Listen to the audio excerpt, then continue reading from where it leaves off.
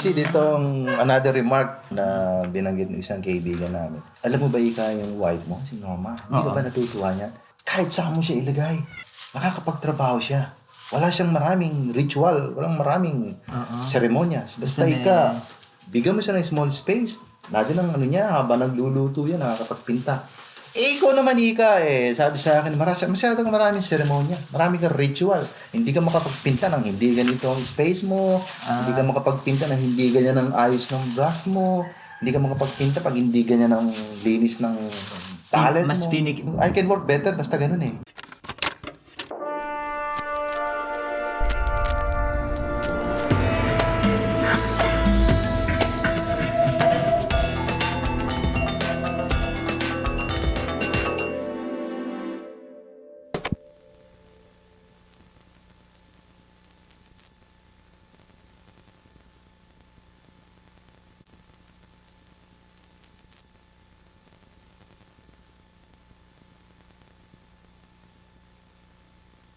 Pareho kayong UST?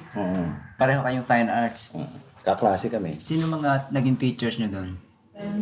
Just Dado Lorenzo. Si Alo Campo, Daddy. Kasi yung gumawa ng mural doon sa main lobby ng UST. Also, Botong Francisco Mamuyak, yung gumawa ng mural sa Santa Ana Church. Ang classmates, meron kayong mga classmates na pintor na ngayon. Si Noel Manalo, nahilig din sa advertising. Diba? Yung mga Valencia. Rodolfo Samonte, si Remy Bukirin, Tam Austria, Josie Dizon. Mga contemporary namin yan. Yung background ng family ninyo, artistic ba ang family nyo? You're from Pampanga? Oh, my mother is from Pampanga. Ang father ko sa Bulacan, Malolos. And nung buhay pa ang father ko, binanggit niya one time na amayin daw namin si Guillermo Tolentino. At ang father ko talaga nag-aaral sa UP Fine Arts. So nagpinta din siya? Nagpinta rin siya, medyo sa Amorsolo school siya na nahilig. Pero hindi na pagpatuloy dahil pamilya na, naghanap buhay na nauwi lang siya doon sa pag-design, stamping ng baby dress ng mga bata. Anong pangalan ng father niya? Mga damit. Mariana Antonio. Ate Norma, anong age kayo nagsimula magpinta? Natatandaan ko siguro maliit pa ako. Oo. Grade 1, grade 1, grade 2. Nag-umpisa na. Nagpe-painting na kayo nung age na yun? Mahilig na ako sa dagat. Actually, naglalaro kami sa hapon. Dinodrawingan niya yung buhangin? Oo. Tanda ko noon yung mga grade 1 na papel ng araw. One side, gagawa ko ng design, kung anong line ang gusto kong gawin niya, kung lima butterfly, whatever. Tapos ginagano ko sa kabila. Dinidiinan ko ng daliri ko. Pag bukas niyan, meron ng impression doon sa kabila. Hindi ba kumontra ang magulang nyo when you wanted to paint? Sabi, hindi kaya yaman dyan. In a way, medyo. Tsaka yung ibang relatives ko, dahil alam nga nilang hindi ka mabubuhay ng araw dyan, ang tukso pa nga nila paano ka mabubuhay niyan ang gagawin mo magpipinta ka ng itlog maalat, magpipinta ka ng sign ng barbero, magpipinta ka ng puntod ng sementeryo. Yun ang impression nila sa pagiging artist. Anyway, hindi naman ako siguro nadala doon kung hindi ang mga magulang kong paaral sa akin sa college, kung hindi yung one of my rich tiyo. Pero he decided what course all in. Ang gusto niya, architecture. So, that was most unhappy semester sa Mapua. And hindi ko matiis yun. Gusto niyo talaga mangyari painting? na talagang gusto ko drawing painting. Drawing. Mangyari, lilipat ako talaga. Hindi ba mas madali dahil babae kayo na pinayagan kayo? Ayaw nila dahil wala daw mangyari sa painting. Ako naman ang kailangan ko advertising. Tapos, ng second year, nag-shift. Dahil sa kaibigan ko si Josie sa Lino. Sino tong si Josie? Si Josie. Dizon, kaklase din namin. Fine She's Nag-painting na ako ng second year. Tapos, nung banda ko din, after graduation ng painting ko, umuwi ako sa probinsya, tapos sabi nang nagpara sa akin, gaya mo na lang yung kapatid mo si Mama. Mag-paint ka na parang nagalit sa'yo. Mga telon. May kapatid kayo at Norma na pintor? Yes. O siya ang gumagawa ng mga karatod, tsaka yung billboard sa sine. Kaya monopolize ng bilyesa ang lahat ng theater sa La Union. Taga-La Union kayo? Oo. Nung mga students kayo sa UST, sino mga parang ina-idolize yung pintor? In my case, marami akong models noon. Sa mga local, talagang patay na patay ako sa trabaho ni Mang Enteng Manansala. Botong, Arturo Luz, gustong-gusto ko yan, yung mga linya niya. Si Legazpi, yung solidity ng trabaho niya talagang gusto-gusto ko. Kinokopya Sa nyo mga- intentionally? No, not really, but nobody can avoid yung mga influences na papasok sa'yo, no? Ang sabi nga sa amin ni Mr. Professor Edad is, don't be afraid na ma-influence ka. Basta assimilate them. Doon sa mga foreign models, malaki ang influence sa sa art ko. Rufino Tamayo, Marc Chagall, Paul Klee, models namin na Dubuffet. Para kay Ate Norma, si Rual ba to? Ay, hindi naman eh. No, si... Nag-aaral tayo. Pag sinasabi ni Dalis nga na mag-ano kayo sa mga libro, hindi ako tumitingin. Gusto ko nga yung... I can attest to that, Bakit? Norma. Ayaw ko, gusto ko yung sarili ko, kung ano nakikita ko sa Talagang ayaw mo ma-influence? Ayaw, parang gusto ko yung, kung ano nakikita ko, natural na nakikita ko, gusto ko gano'n. Talagang kinokontra mo yung ma-influence ng ibang style? Hanggat maaari nga, iniiwasan. And yet, meron pa rin mga impressions sa ibang kaibigan namin, artist din, yung collectors na. Minsan may binabanggit sila nakawigil sa trabaho ni Paul Gaganda yun, no? Oo, ni Mr. Idades nga, yung builder periods, yung the builders period niya. No? Sabi ko nga sa kanya, talagang ganyan, wala magawa. But mismo si Odette Alcantara na nagsasabi na she's a very natural artist. Pero hindi ba yung sinasabi na yung fauvism, hindi ba yung mga mukha na kulay berde, kulay pula? Hindi ba Ate Norma pinag-aralan nyo din yun? Ngayon, yung sistema ng pagpipinta, may plano kayong nakahanda, tapos ililipat nyo sa canvas? Gumagawa kayo ng design sa papel? In my case, hindi pwedeng di ka muna gumawa ng at least yung working sketch mo, yung study mo. Depende. Merong time na direct sa canvas. Minsan merong direct sa canvas. Meron namang time na nilalaro ko muna sa papel. Lalo na pag yung malalaking canvas. Sabi nga ni si known architect, si I.M. Pei, a great idea is start from small sketch. Small. Ang Ate Norma, ang mga drawings nyo, lalo na yung mga complicated na maraming tao, may mga design yun muna? Ginagawa ko muna sa yung mga papel. Tracing paper, upon tracing paper, inulit na ulit niya, pinapolish niya, nililinis niya yung Tracing sketch paper? niya. Oh, tracing paper, yung manipis na tracing Tapos? paper. Ginagamit sa architectural drawing. Doon niya nililinis, doon niya ginupulido yung trabaho niya. Yung halimbawa, kung itong tao na ito, gusto niya ilipat sa kabila, ililipat niya. Until she reaches certain feeling of brightness doon sa position niya. Tsaka pa lang niya At tsaka ito nag-i-scale. Ini-scale niya from yung sketch na yun, i-scale niya. At yung canvas niya, ini-scale niya. Kaya maayos ang pagkakasali. Iba. Pagdating sa canvas, nagbabago pa rin eh. Sa Minsan yung mga lines ng scale nakakatulong sa design ko. Dalawa studio niya, hiwalay kayo ng lugar ng pinipintahan. Depende. Depende. In my case, dito ako, pero si Ate Norma mo, anywhere she can work. But ang plano niyo magkaroon ng Studio, yes. ng kanya-kanya studio. Maybe you can put it that way, pero kami naman basta may working space eh. Hindi ko Wag pwedeng lang gamitin yung gamit niya dahil.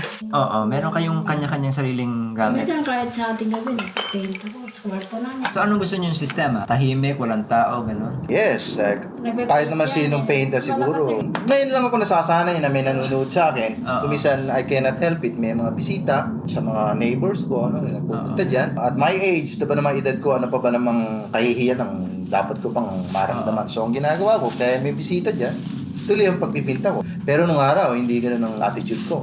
Nako-conscious kayo? Nako-conscious ako. Kaya ayoko nagjo-join yan. Alam mo ba nung araw matagal lang dapat ako kasama ng mga Tasa de Oro group na yan eh. Ayoko, hindi ako sanay. Parang showboat nun eh. Parang nagpapakita Exhibitionistic, gano'n? In a way, parang gusto mo lang pakita na magaling ka mag-drawing. Meron bang time ng araw na you paint kailan sa morning o gabi? O? Ang pinaka-best time ko to paint morning, between 8 and 12. Dapat sana tuloy-tuloy. Dito sa lugar namin kaya lang dito, Mas dos mainit na. kalahating araw lang ako halos nakakapagtrabaho. Yun nga ang gustong-gusto ko maging goal, yung target, yung 8 to 12 hours na straight ang pagtatrabaho.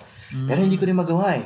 Basically, medyo may katamaran ako ng konti o siguro naka-apekto rin yung pagtuturo ko sa UST. Ang Ate Norma, anong oras kayo nagpipinta? Minsan sa umaga. At saka pag sa umaga, medyo gusto kong magpinta. At saka yung merong mga kabal sa akin, kaya ng merong gagawin dito. Kaya pagka gumawa na ako ng isang bagay, halimbawa maliligo ako.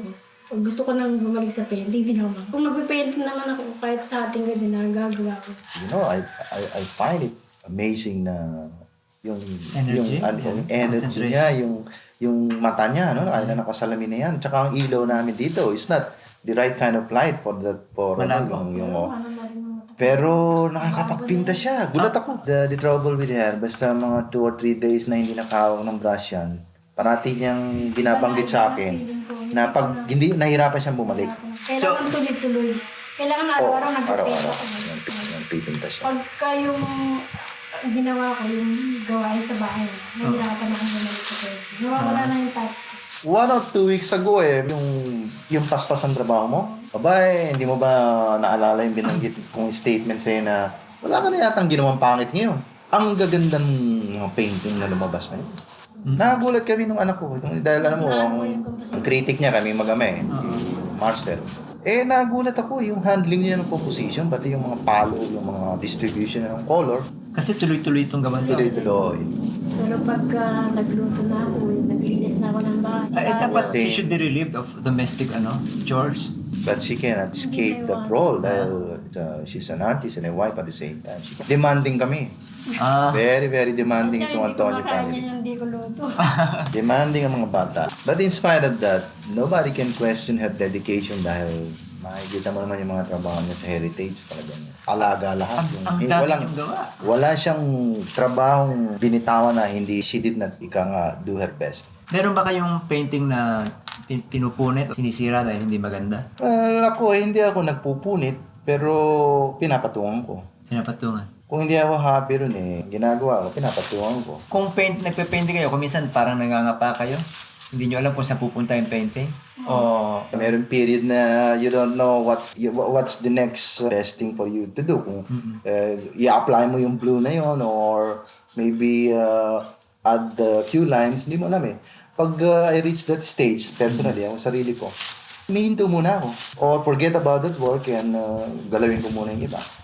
What about yung mga subject matter?